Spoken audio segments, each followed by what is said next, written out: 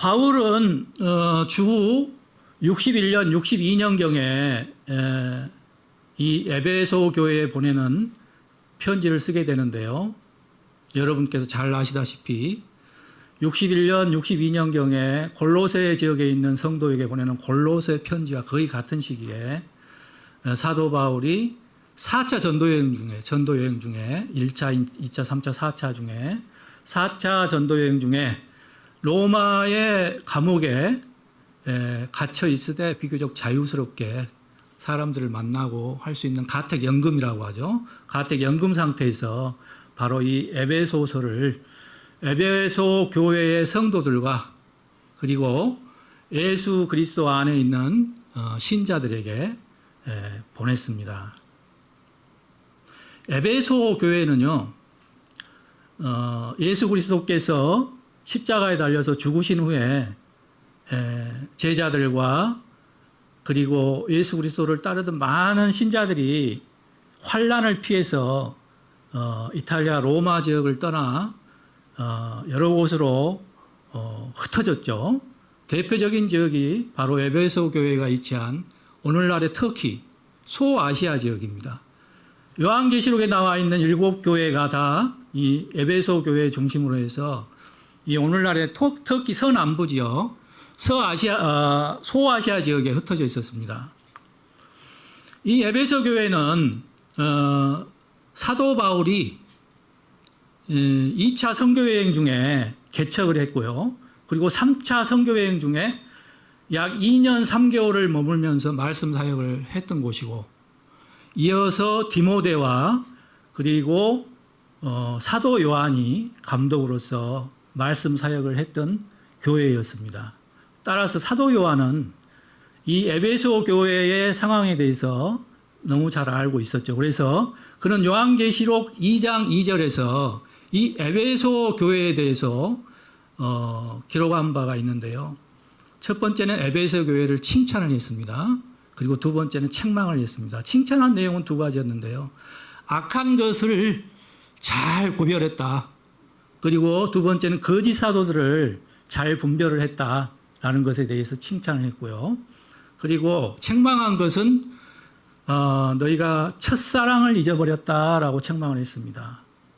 첫사랑은 에베소 교회의 신자들이 예수 그리스도를 주님으로 영접했을 때 그 뜨겁고 순수하고 높은 사랑, 그 사랑을 얘기하는 것인데, 이제는 너희가 뜨겁지도 않고 차갑지도 않으니 내가 너희를 토하여 버리리라 라고 사도 요한을 통해서 하나님께서 말씀하셨듯이 이들의 신앙이 미지근하게 식어버린 것입니다. 저와 오늘날의 대부분 한국교회에 던지는 말씀이 바로 오늘 에베소 교회에 사도 바울이 썼던 편지의 내용과 비슷하다고 이해를 하면서 우리가 오늘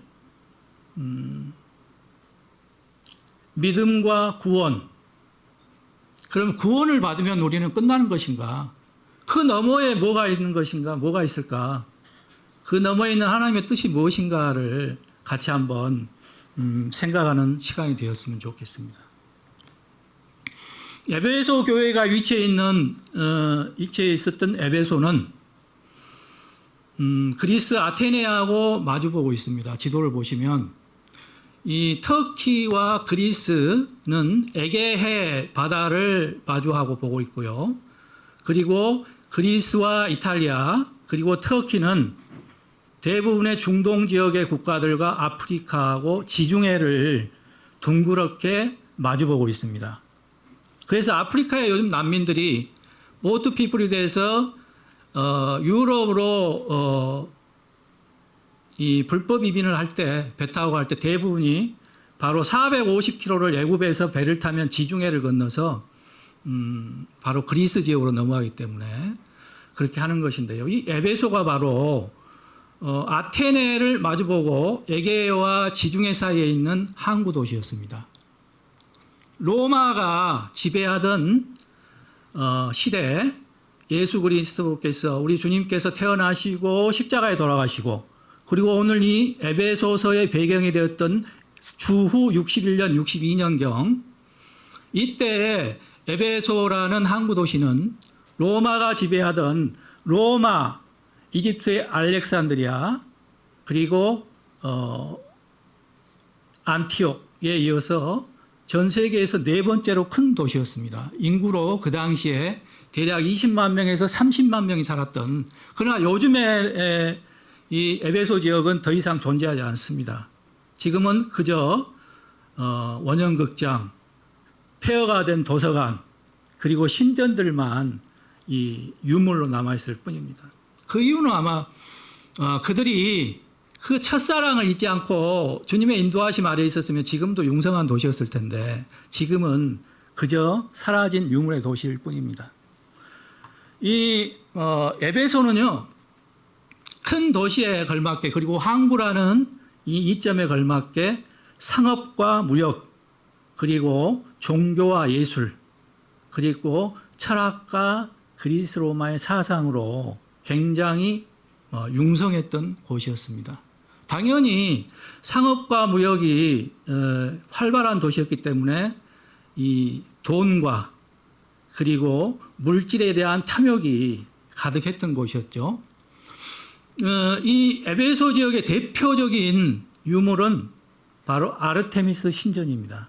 아르테미스는 그리스 신화에 나오는 12신 중에 하나인데 바로 우리 성서 이 에베소서에서는 아데미라고 번역을 했습니다. 그리스 헬라어와 영어로는 아르테미스, 우리나라 음역으로는 아데미입니다. 그래서 아데미 시녀라고 오늘 본 본문에 보면 이제 이어서 보면 나오는데요. 이 아르테미스 신은 제우스와 레토 사이에서 쌍둥이 자녀로 태어나는데 그 오빠의 이름은 태양의 신 아폴론, 그리고 이 아르테미스 여신은 사냥과 밤을 지키는 달의 여신이었습니다. 그리스 로마 신화에 나오는 지금 아르테미스 신에 대해서 언급을 하고 있습니다.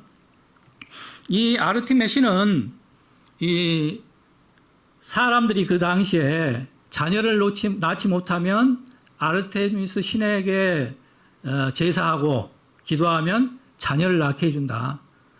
그리고 물질적으로 궁핍한 사람들에게는 어떤 재물에 이 부귀영화를 가져온다. 그러한 풍요의 여신이었기 때문에 사람들은 아르테미스 신을 숭상할 수밖에 없는 풍조 속에 있었습니다. 아르테미스 신을 숭배하는 아르테미스 신전은 고대 7대 불가 사이에 해당할 만큼 그 규모가 웅장하고 신비스러움에 갇혀 있었습니다.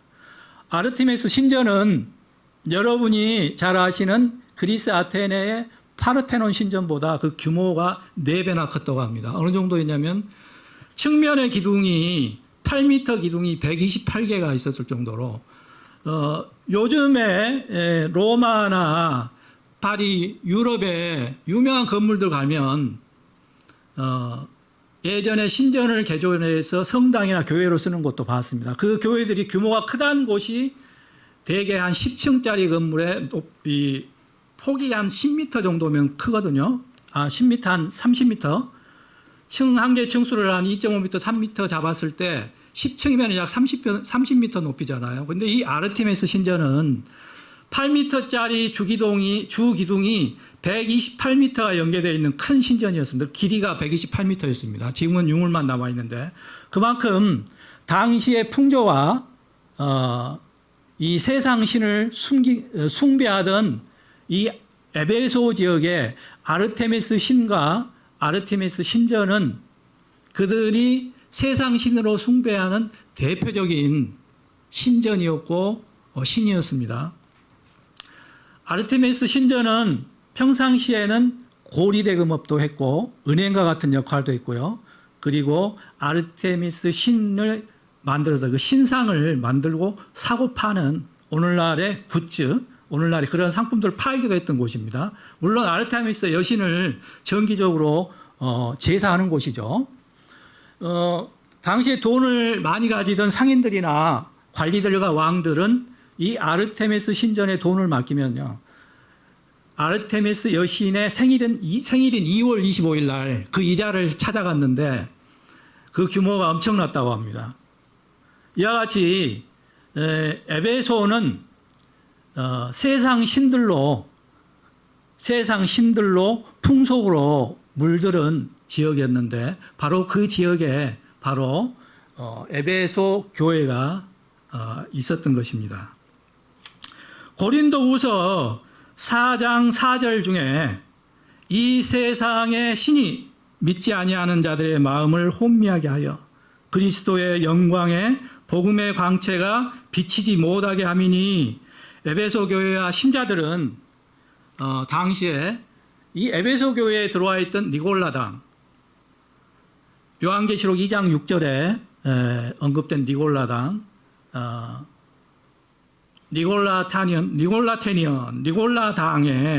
이 영과 육의 분리, 그리고 영지주의, 성과 영의 타락, 그리스 철학과 세상의 사상과 신들로 둘러싸여 있었던 것입니다.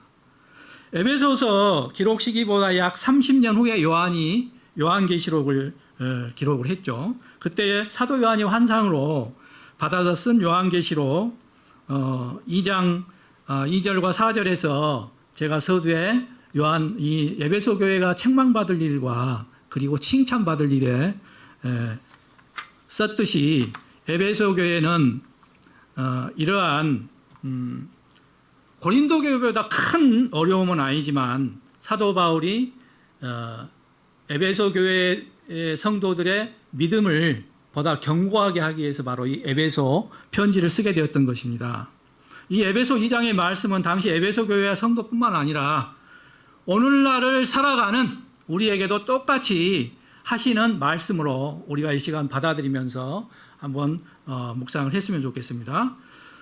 오늘 말씀은 구원 전의 나의 상태, 그리고 구원의 방법, 그리고 구원받은 후에 나의 지위, 위치, 그리고 구원의 목적, 그리고 구원을 받으면 그걸로 끝인가? 대부분의 우리나라의 신자들은 믿음으로 구원받으면 그 다음에는 뭐가 있지?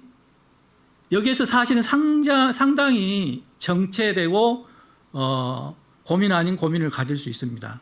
그저 구원받으면 끝이라는 생각으로 사는 신자들도 많지요. 그러나 오늘 말씀을 통해서 우리는 에베소서 2장 1절로 10절에서 얘기한 이 사도 바울이 하나님께 받아서 우리들에게 얘기한 구원의 방법과 구원의 목적, 그 너머에 있는 것이 무엇인가라는 것을 우리는 생각을 해봤으면 좋겠습니다. 바로 구원의 너머에는 우리가 구원받음으로 얻은 새 생명, 그 생명을 받은 기쁨, 그리고 주께서 이 땅에 오셔서 했던 섬김과 예배를 통해서 주님께 영광을 돌려드려야 하는 그러한 일들이 하나님의 뜻이 우리에게 있다고 봐야 할 것입니다.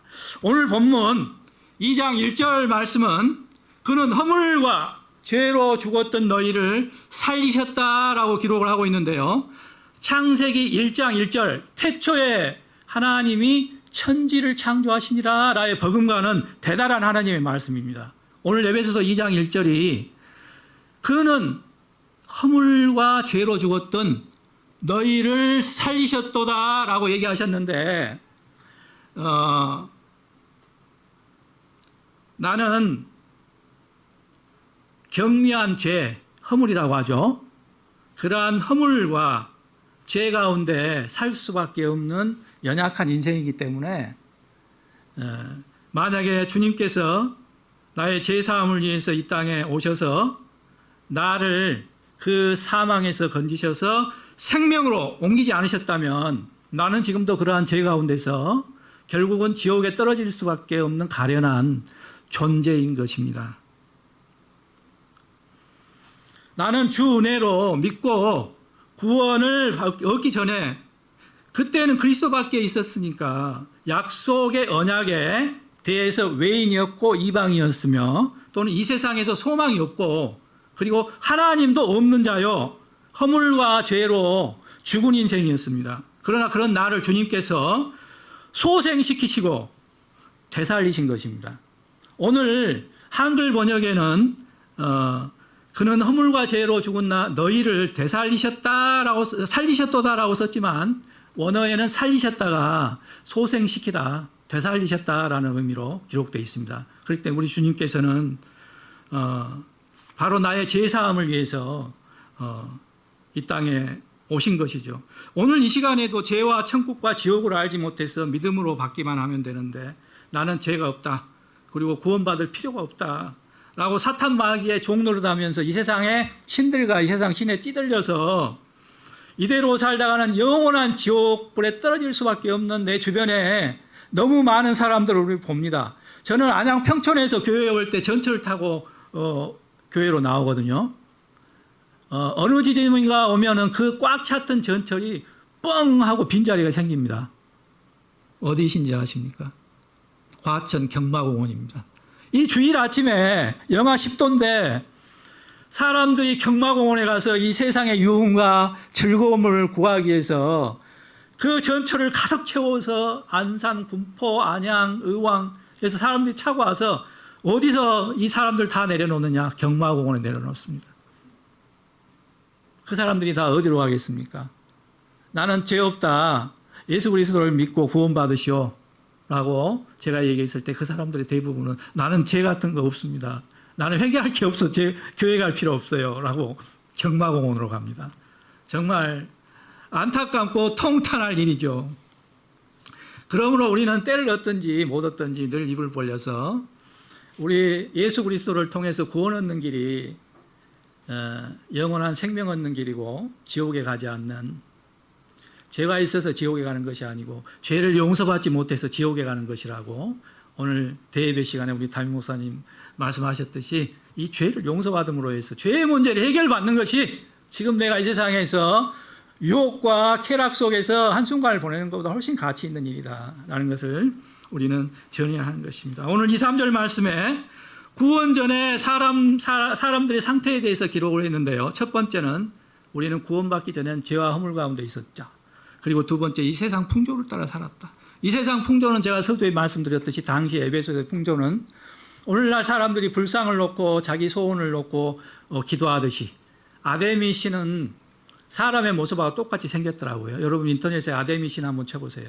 사람의 모습하고 똑같지만 거기에 신의 형상처럼 이 은으로 만들어서 호주머니에 넣을 수 있는 조그만 주상을 만들어서 팔면 그걸 갖고 다니면서 내가 어려움을 빠질 때 그걸 꺼내서 놓고 기도하는 거예요. 그리고 정기적으로 옛날에 우리 시골에 또는 지금도 많은 사람들이 불상 앞에서 또는 정한수 떠놓고 세상에 이 정령들에게 높은 산 푸른 나무 밑에서 바위 밑에서 촛불 켜놓고 기도했던 그 잡신들처럼 이 아데미 여신을 이 절에 가면 큰 불상처럼 만들어 놓고 크게 은으로 만들어서 또 그거 놓고 제사하고 숭배하는 것입니다.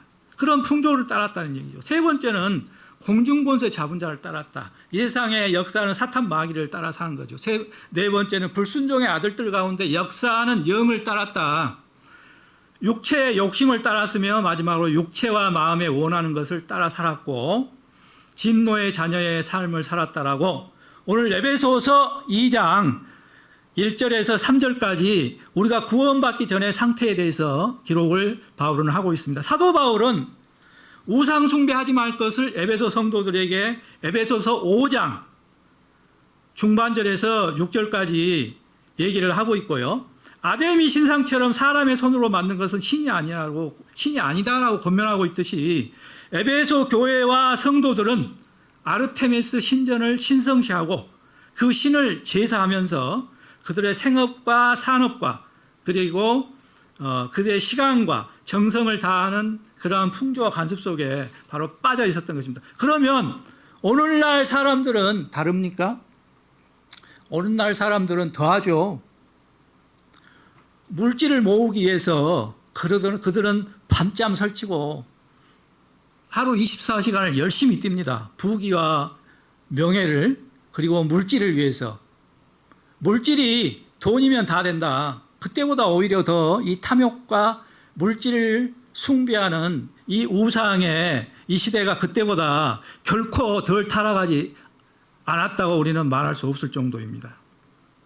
사도행전 19장 24절 28절 말씀에 데메드리오라는 어떤 은장색이 여러분 좀 졸리신 것 같으니까 사도행전 19장 24절 28절 말씀으로 이 에베소 교회의 상황에 대해서 한번 지금 구원받기 전의 상태에 대해서 한번 다시 한번 보도록 합니다. 사도행전 19장 24절로 28절 말씀을 함께 한번 봉독하도록 하겠습니다. 사도행전 24장 24절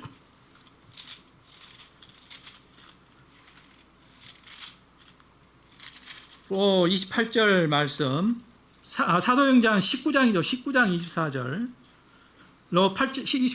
사도행전 19장 24절로 28절 말씀을 한번 다 같이 합독을 합니다. 24절로 28절 길지 않음으로 합독합니다. 시작.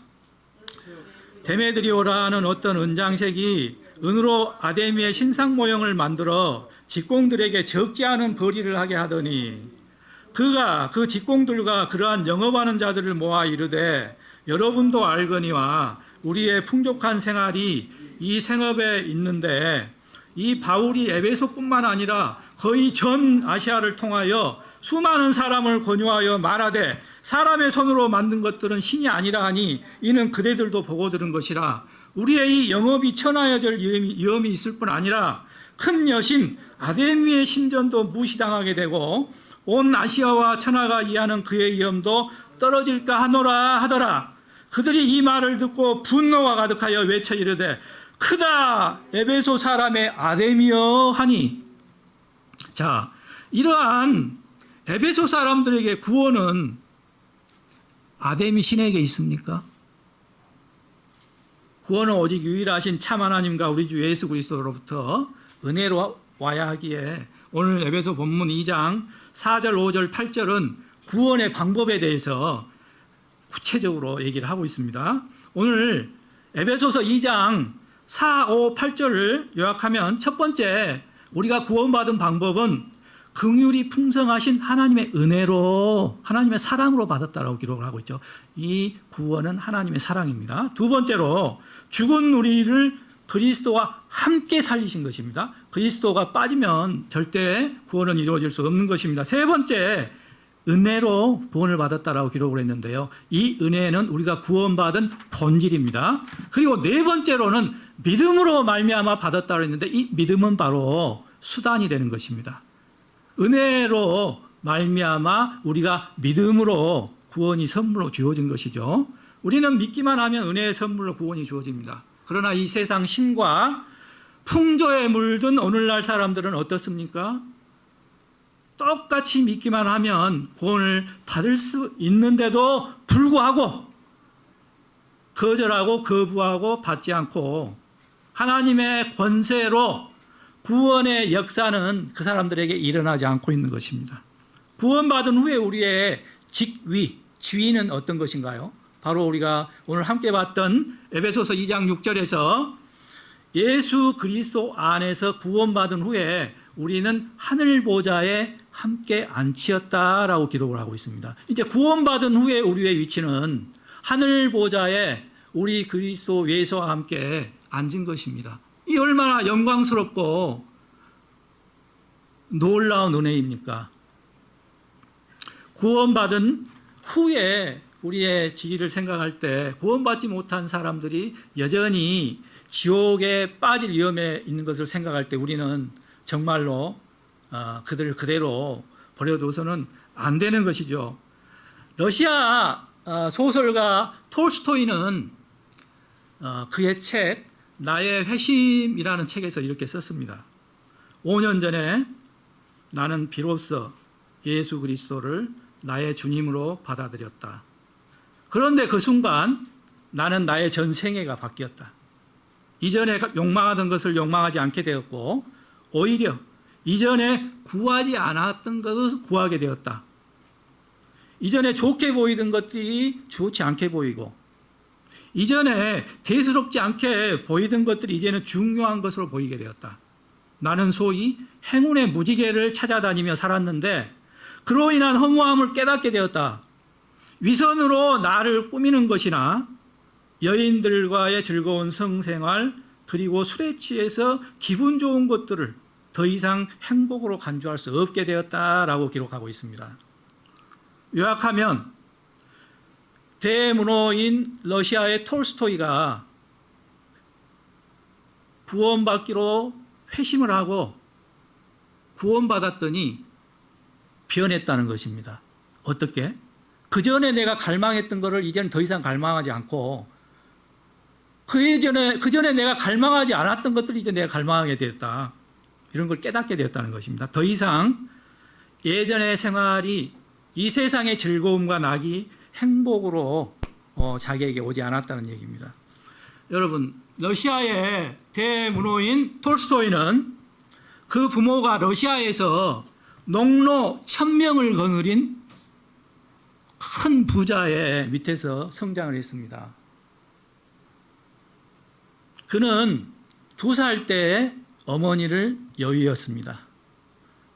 그로부터 7년이 지난 9살 때 아버지가 뇌출혈로 돌아가시게 됩니다. 한 명 남아있던 혈육이었던 할머니가 아버지가 일찍 뜬 충격을 못 이겨서 돌아가심에 따라 톨스토이는 외톨박이가 됩니다.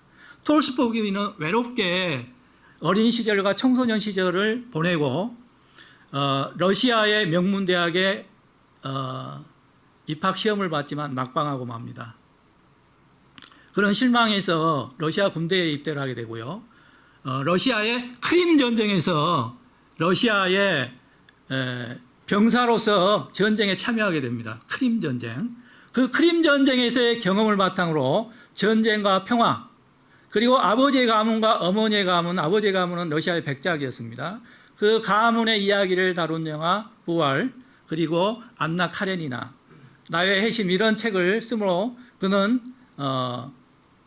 당시에 인정받는 1800년대 인정받는 대단한 소설가가 되었죠. 그래서 부와 명성과 명예를 다 가지게 되었습니다. 그렇지만 그는 방탕한 생활로 인해서 그 가문 대대로 물려왔던 대저택을 잃을 정도로 방탕한 생활을 했습니다. 그는 어느 날 이제 그의 고향으로 돌아와서 이상적인 농촌에 이상형을 건설하고자 했는데 농노들의 반대로 그 꿈도 실패하게 됩니다. 이 농촌의 소록길을 걷는데 맞은편에서 걸어오는 허름한 차림의 농부를 만나게 됩니다. 그 농부와 맞부딪힌 순간 그 농부의 얼굴에 피어있는 웃음과 말할 수 없는 평안과 행복을 보게 됩니다. 뒤돌아선 톨스토이는 그 농부를 부릅니다. 이보시오, 당신의 그 얼굴에 피어있는 그 웃음과 행복은 도대체 어디에서 오는 것입니까? 라고 톨스토이는 그 농부에게 묻습니다. 농부는 말하기를, 나는 예수 그리스도를 믿고 살고 있습니다. 예수 그리스도가 나와 함께함으로 나는 늘 행복하고 정말 만족합니다라고 이렇게 그 농부는 대답을 했습니다. 이 농부와의 만남 이후에 톨스토이는 회심을 한 것입니다. 톨스토이는 회심을 한 이후에 바로 아까 얘기했듯이 변했습니다. 갈망하던 것을 갈망하지 않게 되었고, 이 세상에 진정 소중한 것이 정말 아무것도 가지지 못한 농부의 그 행복의 근원인가, 또는 내가 밑에 노예들을 1000명을 거느린 러시아의 대부호이지만 내가 모든 것을 가졌지만, 부와 명예와 모든 것을 가졌지만 과연 어떤 게 행복이신가를 그는 회심을 통해서 이제 알았던 것입니다. 사랑하는 성도 여러분, 톨스토이가 회심하여 주님을 믿음으로 그의 생각과 속사람이 완전히 바뀌었듯이 저와 여러분도 그러한 변화와 구원의 기쁨이 이 시간 이후로 늘 함께 하시기를 축원드립니다. 구원은 하나님의 철저한 계획과 준비 아래 단계적으로 이루어짐을 오늘 우리는 로마서 8장 29절 30절에서 보게 됩니다. 우리 다 같이 한번 로마서 8장 29절 39절을 함께 봉독해 볼까요? 로마서 8장 29절 30절을 빠르게 한번 살펴보심으로 해서 하나님께서 나를 향해서 가지고 계시는 구원의 계획이 어떤 것인가 정리를 한번 해보겠습니다. 로마서 8장 29절 30절 말씀입니다. 신약성서 250쪽입니다. 자, 다 같이 찾으신 줄로 알고 함께 봉독하도록 하겠습니다. 로마서 8장 29, 30절 시작. 하나님이 미리 아신 자들을 또한 그 아들의 형상을 본받게 하기 위하여 미리 정하셨으니 이는 그로 많은 형제 중에서 맏아들이 되게 하려 하심이니라. 또 미리 정하신 그들을 부르시고 부르신 그들을 또한 의롭다 하시고 의롭다 하신 그들을 또한 영화롭게 하셨느니라. 자, 첫 번째 우리를 하나님 구원하실 때 미리 아심의 단계를 거쳤습니다. 두 번째는 미리 정하심의 단계, 예정의 단계죠. 세 번째는 부르심의 단계. 여기서는 콜링, 소명, 내적 부르심을 얘기합니다. 네 번째는 의롭다. 우리를 부르셔서 의롭다라고 하셨는데 우리가 예수 그리스도를 믿음으로 의롭다 하신 거죠. 칭의의 단계를 거치죠. 그리고 다섯 번째는 영화롭게 하셨습니다. 주의 영광을 우리가 반사하는 그러한 영화롭게 하는 단계를 우리는 볼 수가 있습니다. 요한복음 3장 36절에서 아들을 믿는 자에게는 영생이 있고 아들에게 순종하지 아니하는 자에게는 영생을 보지 못하고 도리어 하나님의 진노가 그 안에 머물러 있느니라. 영생 아래에 있을 것인가? 하나님의 진노 아래에 있을 것인가? 사람들은 결정해야 하는 것입니다. 말씀을 끝맺고자 합니다. 믿음은 나의 모든 것을 부인하는 것이다. 베드로전서 1장 9절 말씀에 믿음의 결국이 내 영혼의 구원이라고 기록하였지만 믿음의 결과가 구원으로만 과연 끝난다면 우리 주 예수 그리스도께서 이 땅에 육신의 옷을 입고 오시지 않았을 것입니다. 주님이 이 땅에 오셔서 하신 일을 보면 우리는 알 수 있습니다. 주님이 하신 일을 믿는 것이 곧 믿음인 것이죠. 주님은 이 땅에 오셔서 병든 자, 악한 영에 귀신 들린 자를 고치셨습니다. 즉 섬기셨습니다. 구원 후에 우리는 섬김으로 그러한 기쁨을 이어갈 수 있습니다. 그것을 통해서 우리 주님께 영광 돌리는 것이죠. 또 증거는 이것이니 하나님이 우리에게 영생을 주신 것과 이 생명이 그의 아들 안에 있는 그것이니라. 아들이 있는 자에게는 생명이 있고 하나님의 아들이 없는 자에게는 생명이 없느니라. 내가 하나님의 아들을 믿는 너희에게 이것을 쓰는 것은 너희로 하여금 너희에게 영생이 있음을 알게 하려 함이라. 구원받은 우리에겐 구원의 기쁨이 그리고 영생이 섬김과 예배를 통한 우리 주 예수 그리스도께 영광을 돌리는 하나님의 뜻이 있는 것입니다. 영생은 곧 예수 그리스도이십니다. 영생은 그리스도 예수와의 관계이고 예수 그리스도 우리 주님과 친밀한 관계 속에서 우리는 바로 영생에 참여하게 되는 것입니다. 요한복음 17장 3절에서 영생은 곧 유일하신 참 하나님과 그가 보내신 자 예수 그리스도를 아는 것이니이다 라고 요한이 기록을 했듯이 영생은 하나님을 아는 것이다. 아는 것이 과연 무엇인가? 나의 죄로 인해 버려져서 십자가에 못 박히신 그 못 박히게 한 아무 자격 없는 나, 버려져 죽을 수밖에 없는 나를 깨닫는 것, 바로 나의 존재를 발견하고 아는 것, 그것이 바로 생명을 주님께서 우리에게 주신 그 의미이고 바로 영원한 생명을 갖는 방법입니다. 그 속에서 먼지보다도 가벼운 나, 존재의 허물로 가득한 나를 발견하고 새 사람이 되어서 말씀 안에 주님과 동행하며 죽은 후에 천국에서 삶뿐이 아닌 이 세상에서 그러한 기쁨과 삶과 복락을 감사로 누리는 이것이 바로 영원한 생명, 생명 있는 삶인 것입니다. 나에게 제사함과 생명을 주시기 위해서 이 땅에 오신 우리 주 예수 그리스도께서 지신 십자가는 용서와 긍휼을 상징합니다. 주님의 뜻을 알고 실천하는 것은 마치 열차가 기관차와 객차를 달고 달려야 열차이듯이, 또한 믿음이 우리 주께서 하신 일을 믿는 것이라면, 사랑하는 성도 여러분, 올 한 해 연말 연시를 보내고 맞는 순간에 내게 상처를 주고 아픔을 주고 고통을 안기고 원한 맺힌 사람들을 다 용서하고 긍휼한 마음으로 내가 원수라고 생각하는 사람들을 축복하고 오히려 축복하고 기도하는 그러한 저와 여러분이 되기를 바라고 원합니다. 그들을 위해서 우리 기도합시다. 그것이 우리 주님의 마음이기 때문입니다. 그것이 우리 주님을 기쁘시게 해드리는 일이기 때문입니다. 베드로전서 3장 17절에 선을 행함으로 고난받는 것이 하나님의 뜻일진데 고난을 행함으로 고난받는 것보다 낫다라고 기록을 하고 있는데요.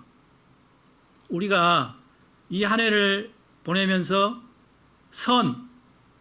good works, 좋은 일을 많이 함으로 인해서 오히려 내가 피해를 받고 원망을 듣고 고통받고 아픔이 있습니까? 슬퍼하거나 실망하지 마십시오. 우리 주님께서 그 원수를 갚아주실 것입니다. 여러분의 눈물을 기쁨으로 변화시켜 주실 것입니다. 아무 죄 없으신 주께서 나의 죄를 대속하기 위해서 십자가 위에서 스스로 죄가 돼서 당신의 목숨을 접어든 은혜보다 더 큰 사랑이 이 세상에 어디 있겠습니까? 내가 받은 구원의 은혜에 말할 수 없는 감사와 한없는 기쁨으로 오직 우리 주 예수 그리스도께 영광을 돌려드리는 저와 여러분이 되시기를 주님의 이름으로 축원드립니다. 잠깐 기도하고 마치겠습니다. 사랑의 주님 감사합니다. 우리가 구원받았다고 하지만 늘 구원의 확신 속에 살고 있는지 늘 의심이 갑니다. 그러나 주님께서 이 땅에 오셔서 내 죄를 십자가에 달려 죽으심으로 사하여 주시고 내가 새 생명을 받았으면 이 시간 받았음을 다시 한번 생각하며 주님께서 은혜로 부어주신 그 구원의 사랑을 이 세상 살면서 그 너머에 있는 주님의 뜻을 알며 또 실천하는 그러한 저희들 되기 원합니다. 우리 주님께서 스스로 죄가 되셔서 이 땅에 오신 이 절기를 맞아서 사람들은 아무 뜻도 모르고 그저 기뻐하지만 그 너머에 있는 주님의 슬픔을 우리가 알기에 우리는 늘 이 세상에 잃어버린 영혼들, 믿지 않는 사람들 향해 늘 우리의 마음을 열고 우리의 입을 벌려서 복음을 전하기 원합니다. 그러한 아버지 하나님, 이 2024년이 될 수 있도록 함께하여 주시옵소서. 또한 우리 하나교회가 이곳에 뜻이 있어서 하나님 세우셨습니다. 주님 피로 세우신 교회입니다. 아버지 하나님, 이곳이 이제 소그룹을 통하여 열매 맺고자 하오나 너무 정말 힘들고도 어려운 길입니다. 이 소그룹이 과연 무엇인지요? 그러나 소그룹에 주님의 뜻이 있음을 믿습니다. 이 소그룹을 통해서 역사해 주시고 나의 부흥과 소그룹의 부흥을 통해서 2024년이 마무리되고 2025년이 보다 큰 계획을 세우고 실천하지 않는 그러한 시점이 아니라 작은 계획을 세우되 보다 큰 실천이 있는 그러한 저희들의 삶이 되도록 은혜로 역사해 주시옵소서. 감사드리옵고 예수 그리스도 이름으로 기도합니다.